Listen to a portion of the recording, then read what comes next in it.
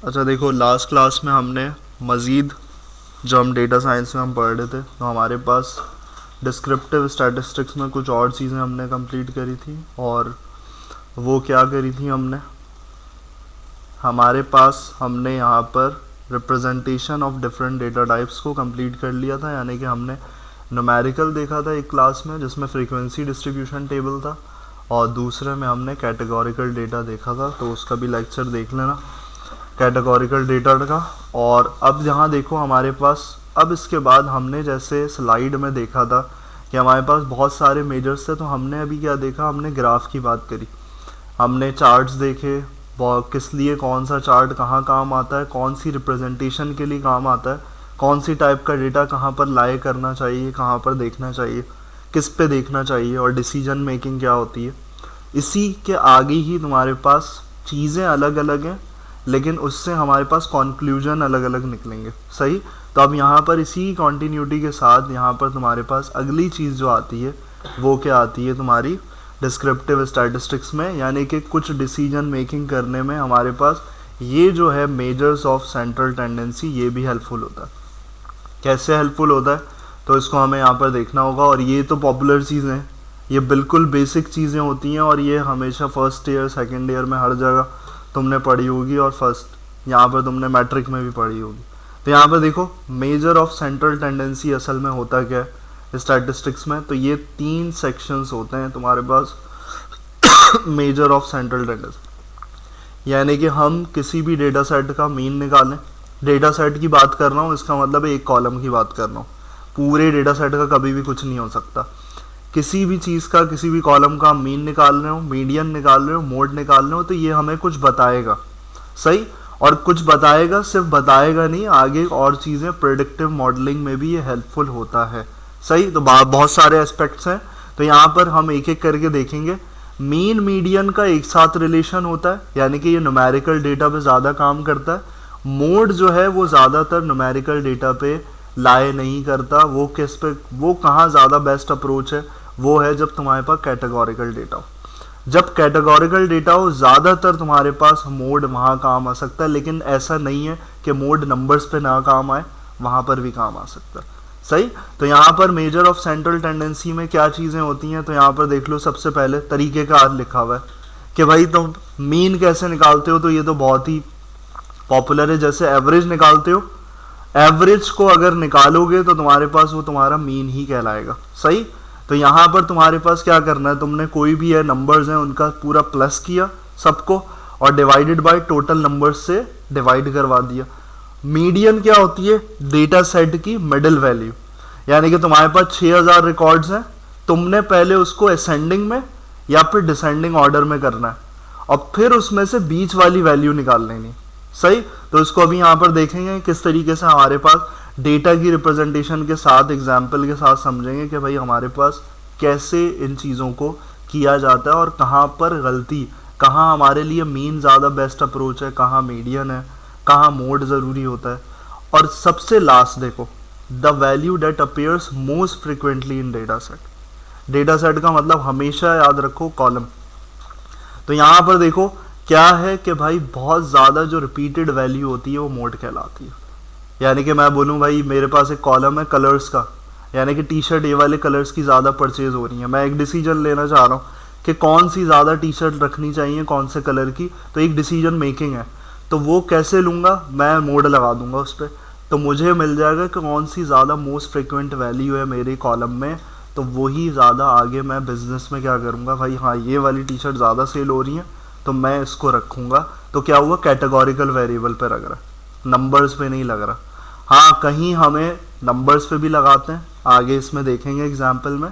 तो यहाँ पर देखो हमारे पास अगली चीज़ क्या है कि सबसे पहली चीज़ मीन का यहाँ पर एरर की भी बात है, और यहाँ पर तुम्हारे पास जहाँ सही होगा वहाँ पर इसकी भी एग्जाम्पल है।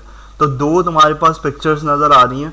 अब यहाँ पे देखो एग्जाम्पल क्या है, अगर सिनेरियो बनाए तो लिखा हुआ क्या है, if you wants to open a luxurious car showroom in Monroe township. यानी कि एक को किसी ने बिजनेस स्टार्ट करना है, और वो क्या करना है कि भाई लग्जरियस कार शोरूम है, तो वो क्या करेगा, टास्क क्या होगा, सबसे पहले वो देखेगा कि भाई मुझे खोलना चाहिए या नहीं, डिसीजन मेकिंग कर रहा है, तो we will examine the income level in that area.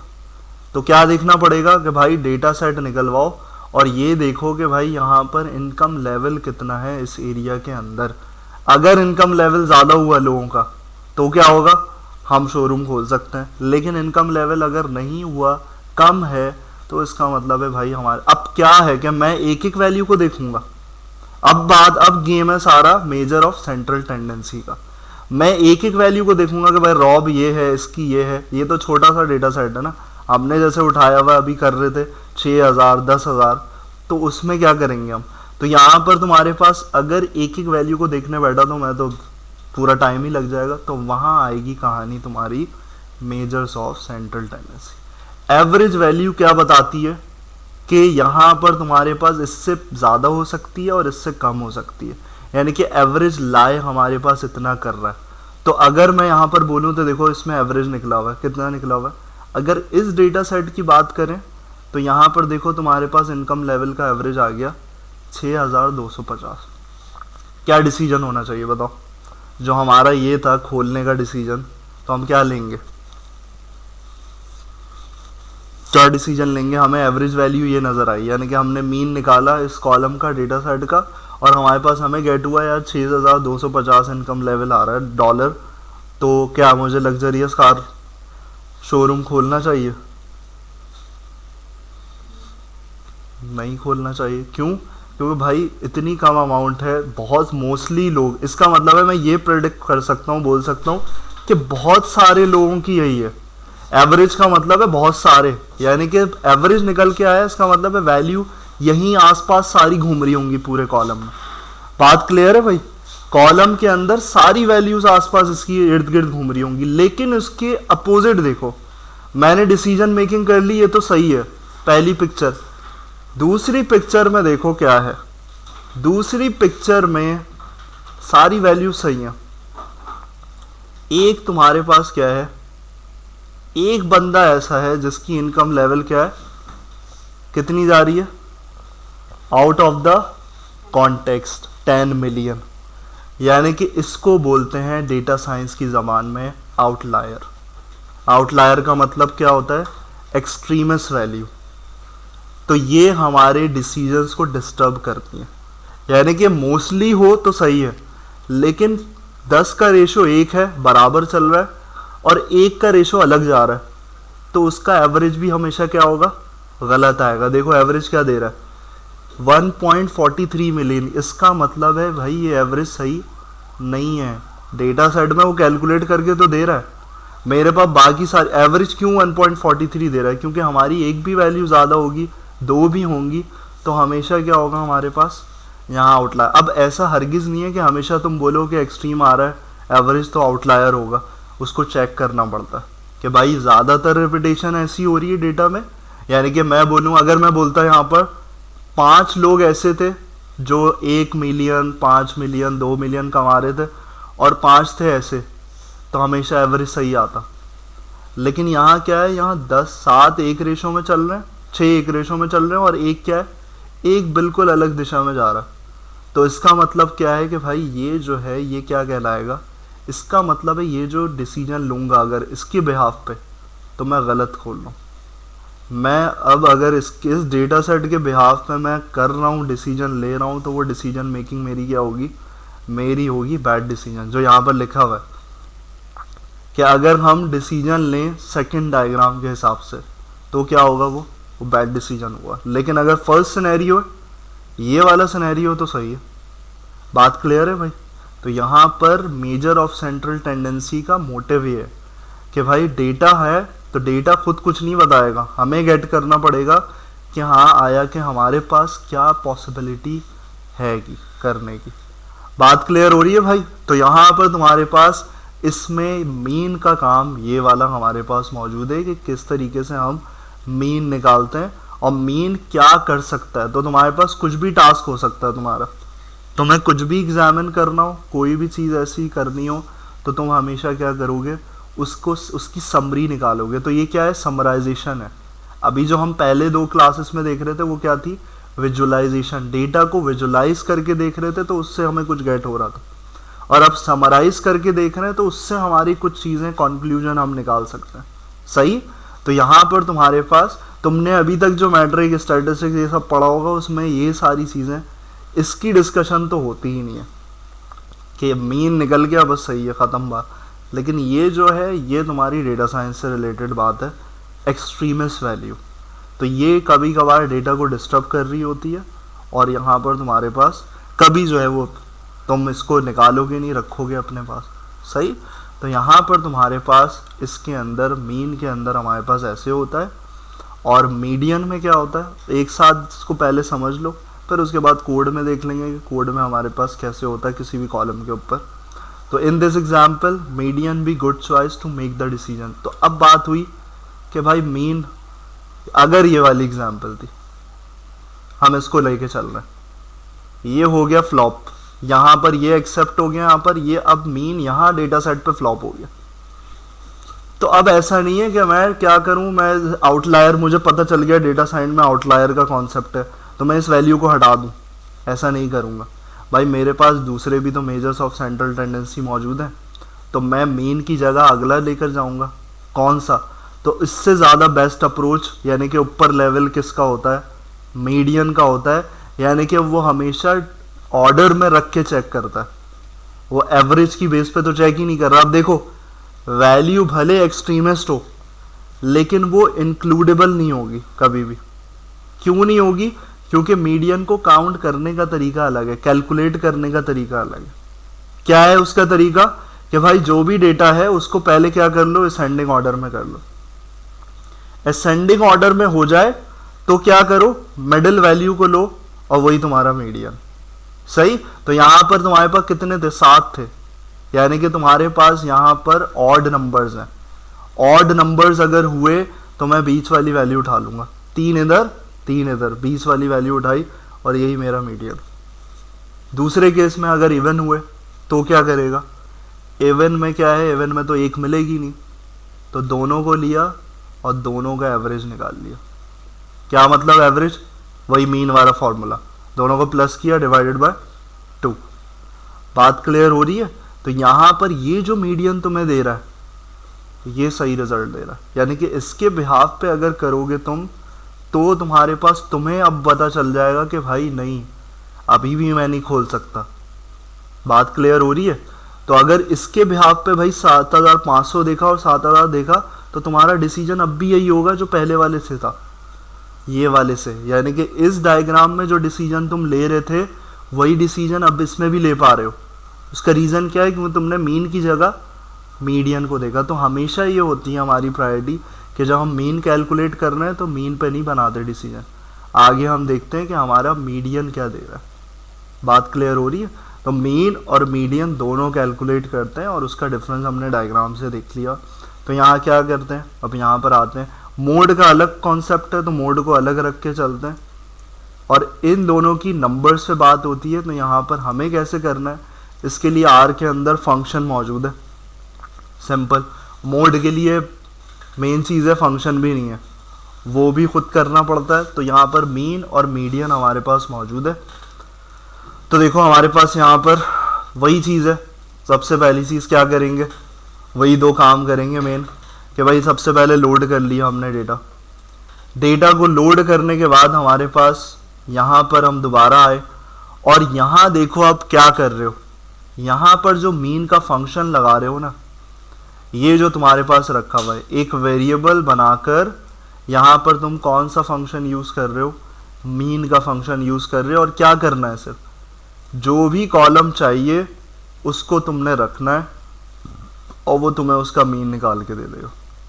बात समझ में आ रही है। लेकिन आगे क्या कर रहे हो, आगे एक चीज़ लिख रहे हो। तो एक चीज़ जो तुम्हें हमेशा सताएगी वो क्या है, डेटा सेट के अंदर नॉट अवेलेबल वैल्यू, यानी कि नल वैल्यूज़।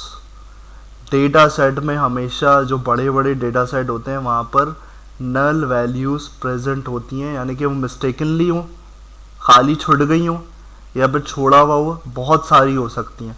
तो कभी भी उनको रखते हुए मीन कैलकुलेट नहीं हो सकता। हमेशा तुम्हारा मीन क्या आएगा,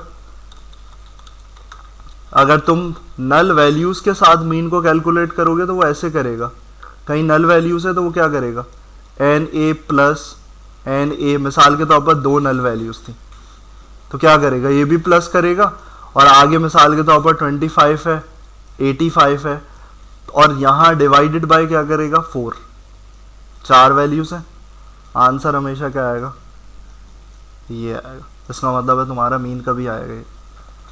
बात समझ में आ रही है? जब डेटा सेट पे तुम मेजर ऑफ सेंट्रल टेंडेंसी लगाते हो तो वहाँ पर हमेशा किसको रिमूव करके कैलकुलेट करते हैं, कुछ भी हम रिमूव करते हैं किसको, नॉट अवेलेबल वैल्यूज़ या लेकिन नल वैल्यू। सिंपल इसका मतलब है एन ए का मतलब खाली वैल्यूज़।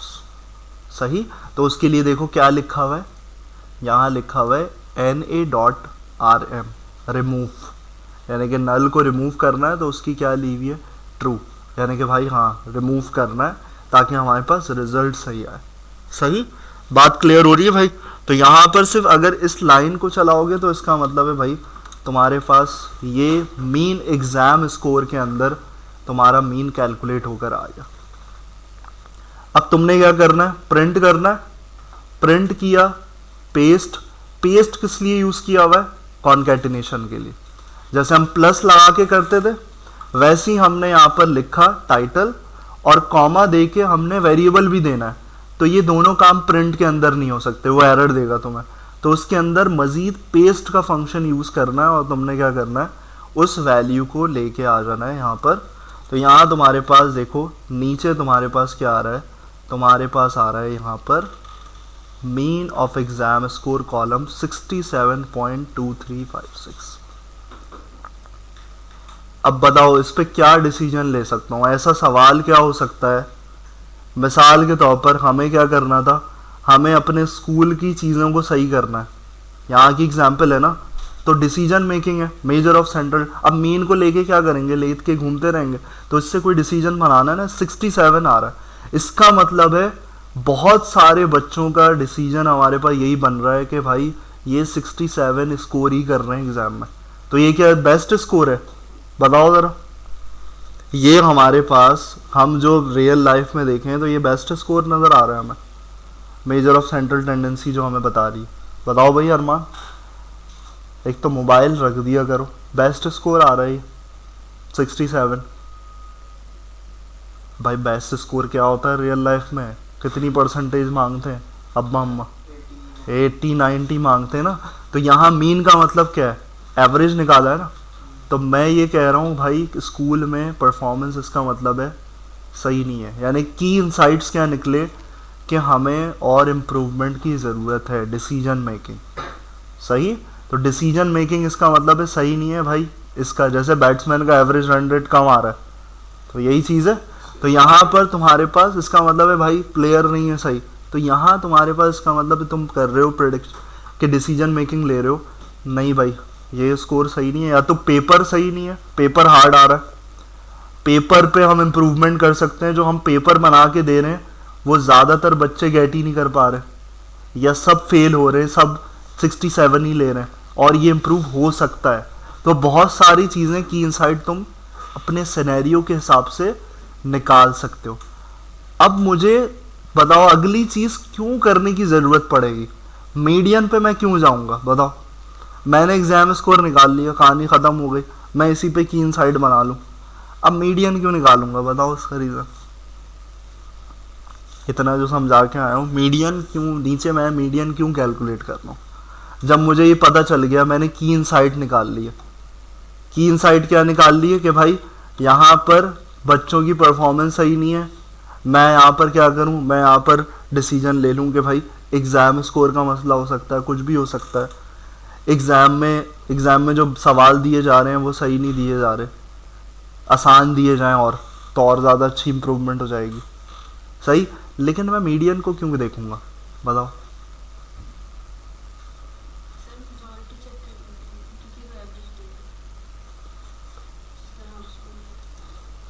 जिस तरह हमने एग्जाम्पल की बात करी थी ये कि अगर मीन दे रहा है तो मैं ये वेरीफाई करने के लिए आगे जा रहा हूँ कि कहीं मेरा एक कोई आउटलायर तो नहीं है, ऐसी वैल्यू तो नहीं है ऐसी एक्सट्रीमिस्ट वैल्यू तो नहीं है जिसकी वजह से मेरा मीन गलत आ रहा हो और मैं गलत डिसीजन मेकिंग कर दूं। वो एवरेज 67 इसलिए दे रहा हो कि कहीं बहुत लोअर वैल्यू 67 हो, सही, और ज़्यादा बड़ी वैल्यू हो, तो कभी बहुत कम या कभी बहुत ज़्यादा, तो ये डिस्टर्ब करती है। तो मेरे पास अगर क्या हुआ, अगर मीडियन भी इसी के आसपास आया, इसका मतलब है ये एवरेज क्या है, सही है या गलत है? जो मीन निकल के आया है गलत है या सही है? अगर मेरा मीडियन इसके आसपास आया, सही होगा इसका मतलब। बात समझ में आ रही है? तो ये चीज़ हमेशा ये होती है कि भाई मीडियन को भी चेक करना, ताकि हमें ये बेस्ट अप्रोच लगे कि यार यहाँ मीन होना चाहिए या मीडियन को यूज़ करें।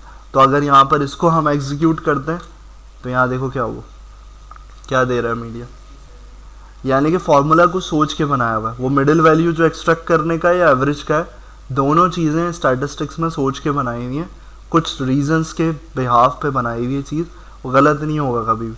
तो यहाँ 67 दे रहा है मीडियन, इसका मतलब है क्या किया होगा, पहले कॉलम को ऑर्डर में किया होगा, डिसेंडिंग या असेंडिंग, फिर बीच में से एक मिडिल वैल्यू निकाली होगी। तो वो हमेशा तुम्हारे पास, अगर इसका मतलब है मैं मीन पे जो डिसीजन ले रहा था वो सही ले रहा था। बात समझ में आ रही है? मीन पे जो डिसीजन लिया जा रहा था वो बिल्कुल सही था, मीडियन भी वही बता रहा है। तो मैं अब की इनसाइट्स निकाल सकता हूँ कि भाई मेरा एग्ज़ाम के बिहाफ से क्या हो सकता है कि यहाँ पर तुम्हारे पास इसकी चीज़ें बहुत ज़्यादा सही हो सकती हैं। तो यहाँ पर ये वाली चीज़, ये कॉन्सेप्ट ये अलग है, अभी इस पे नहीं जा रहे हम कि क्या डिटेक्ट करना होता है आउटलायर्स को। जितना अभी हमने यहाँ पर देखा है कि हाँ हमारे पास कैसे हो रही होती है कहानी, वो वाली चीज़ है। तो यहाँ तक तुम्हारे पास क्लैरिटी हो गई भाई कि यहाँ तक हमारे पास किस तरीके से हम मीन निकालते हैं और मीडियन निकालते हैं और क्या करने के लिए निकालते हैं। और एक और चीज़ सुन लो, जो इसकी बात हुई थी ना नल वैल्यूज़ की, तो हमारे पास हमारी नल वैल्यूज़ को जब तुम एक्सप्लोरेटरी डेटा एनालिसिस कर रहे होते हो तो नल वैल्यूज़ को हमेशा ये नहीं किया जाता, रिमूव नहीं किया जाता। वहाँ क्या किया जाता है, वहाँ फिल किया जाता है इन्हीं दो मेजर ऑफ सेंट्रल टेंडेंसी से। या तो हम मीन से फिल करते हैं, हमारी फर्स्ट प्रायोरिटी होती है कि हम पहले उसको फिल करें, फिल करके भी बात नहीं बन रही, देन हम रिमूव पे जाते हैं। किसको रिमूव करने के लिए? जो ये था, ये वाला, यहाँ पर जो एग्जाम्पल थी। लेकिन अगर हमारा मीडियन सही दे रहा है रिजल्ट, तो इसका मतलब है हम मीडियन की अप्रोच ज़्यादा बेहतर समझेंगे और फिर मीडियन को डालेंगे नल वैल्यूज़ की जगह, क्योंकि ये बेहतर है। अब खुद ही बताओ, अगर ये डेटा सेट क्या होता, 1000 का होता और उसमें ये एक बंदा होता सिर्फ अलग वैल्यू वाला, तो मैं क्या मीन को प्रेफर करता नल वैल्यूज़ में फिल करने के लिए या मीडियन को? अगर खाली वैल्यूज़ होती हैं इसके अंदर, मिसाल के तौर पर 6000 हैं, उसमें से 300 जो हैं ऐसी खाली हैं, तो मैं फिल कैसे करूँगा? इस वाले नंबर से करूँगा या इस वाले नंबर से करूँ? 1.43 मिलियन से करूँगा या फिर 7000 से करूँगा? 7000 से करूँगा। क्यों? क्योंकि भाई ये तो एक्सट्रीमिस्ट वैल्यू है ना, और एवरेज भी गलत बता रहा है। अब इसका मतलब मेरा मीन सही नहीं आ रहा। अब यहाँ बताओ मुझे, इसमें किससे कर सकते हो? ये जो मैंने एग्ज़ाम स्कोर पे लगाया, इसमें अगर होती मिसाल के तौर पर, इसमें क्योंकि ये जो डेटा सेट है इसमें है नहीं, इसमें ट्रू भी करो, अगर यहाँ फॉल्स पे भी करोगे ये दे देगा, क्योंकि 6000 में कोई नल वैल्यू नहीं है मौजूद इसके अंदर, ये वो वाला डेटा सेट है। तो यहाँ बताओ जो मीन और मीडियन आ रहा है, इसमें अगर फिल करने के लिए जाते, खाली वैल्यूज़ में भरने के लिए जाएंगे, तो हम क्या करेंगे? मीन को चूज़ करेंगे या मीडियन को?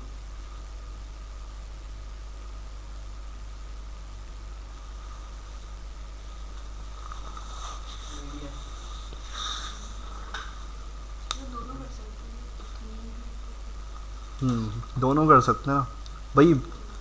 अगर डिफरेंट आंसर आ रहा हो जब मैं सोचूंगा ना, यहाँ डिफरेंट आ रहा है, ये रहा एलन मस्क का डेटा डालने के बाद डिफरेंट हो रहा है ना, 1.43 एवरेज आ रहा है, गलत आ रहा है, तो फिर मैंने मीडियन को देखा कि भाई ये है सही।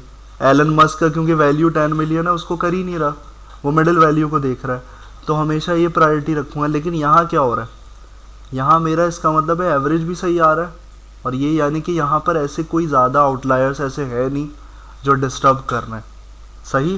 तो यहाँ डिस्टर्बेंस हो नहीं रही। डिस्टर्बेंस कैसे पता चलती, अगर ये बहुत बड़ा होता और ये क्या होता, ये छोटा होता इससे। बात समझ में आ रही। इसका मतलब ये आगे और आएगा कि हम जो मैंने एक दफ़ा लेक्चर में डिस्कस किया था स्क्यूनेस, लॉन्ग टेल राइट पे जा रही है लेफ़्ट पे जा रही है, वो आउटलायर्स की वजह से ही जाती है। उसमें हमें इन्हीं चीज़ों को देखना होता है, सही। तो इसको देखेंगे। तो यहाँ पर हमारे पास इस तरीके से अभी जो पर्सपेक्टिव क्लियर करना है कि भाई मेजर ऑफ सेंट्रल टेंडेंसी से तुम क्या निकाल सकते हो, क्या चीज़ें कर सकते हो, डिसीजन मेकिंग कैसे कर सकते हो। तो ये है, इसको करो इम्प्लीमेंट, मीन और मीडियन कैलकुलेट करो, फिर मोड करेंगे। मोड में फंक्शन बनाना पड़ेगा, इसलिए मैं अभी नहीं समझा रहा। इसको कर लो, फिर उसके बाद इसको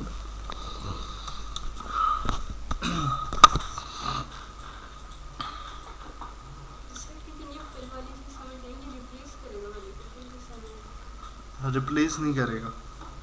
मतलब ऐसे है, मेरे पास ये है ना, ये जो मैं एग्जांपल दे रहा था, रिप्लेस करने की बात नहीं, खाली है। अगर भाई ऐसा होता है ना एक्सेल की शीट में, हमारे पास मिसाल के तौर पर यही है, एग्ज़ाम स्कोर है। अब मैं यहाँ एग्ज़ाम स्कोर में क्या करूँ, मेरे पास डेटा आ रहा है, कहीं 85, कहीं किसी की जगह क्या था, खाली था बॉक्स, या पर क्या डाला हुआ था एक्सेल में, हैश।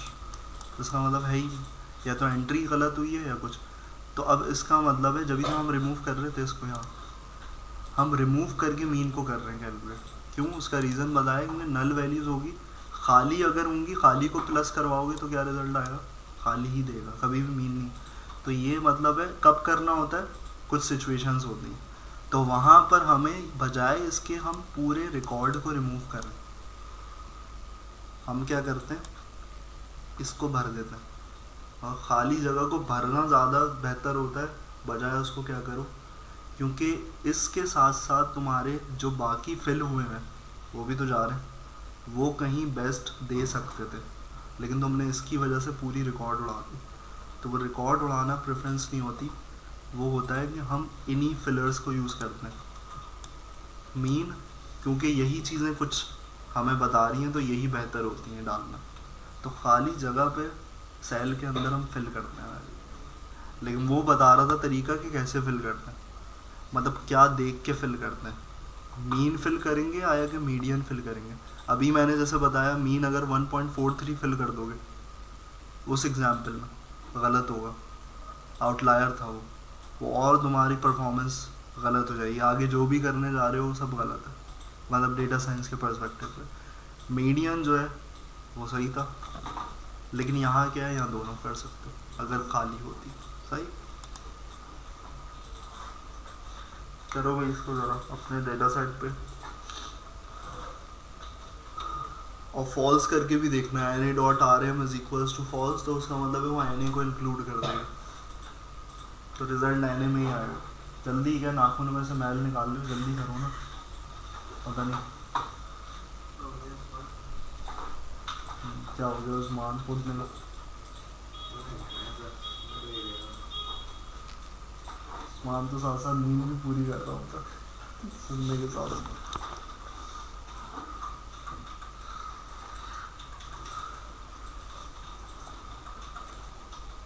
बेसिक्स क्लियर हो गई तुम लोगों की, तो बहुत आगे बहुत आसान है। डिसीजन डेटा एनालिसिस तुम्हारी अच्छी होनी चाहिए, डेटा को समझना आ गया तो कुछ भी नहीं है, वो सारी चीज़ें वो प्रैक्टिकल लोड ही करने होती हैं सारी चीज़ें।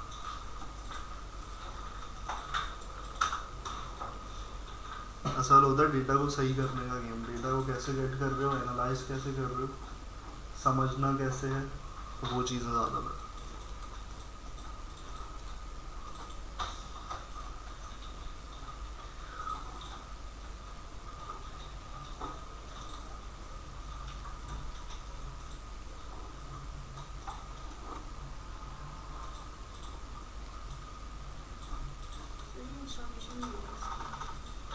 अच्छा, इन्होंने वो अपडेट किया है ना, इसको ऊपर वन फर्स्ट वाले पे सिलेक्ट कर दिया, सेलेक्ट भी नहीं हो, नीचे देखो ऑटो सेलेक्ट करो, नीचे ड्रॉप डाउन जो है ना नीचे, इसमें ऑटो ऑटो डिटेक्ट। अब ऊपर वाला सेलेक्ट कर लो फर्स्ट। अब देख रहे हैं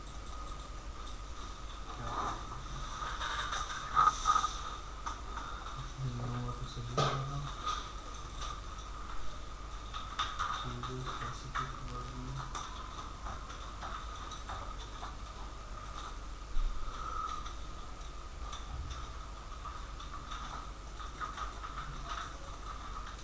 इसमें अरमान ये बोल के आना, इस पीसी में क्या है, सेलेक्ट क्यों नहीं कर रहा?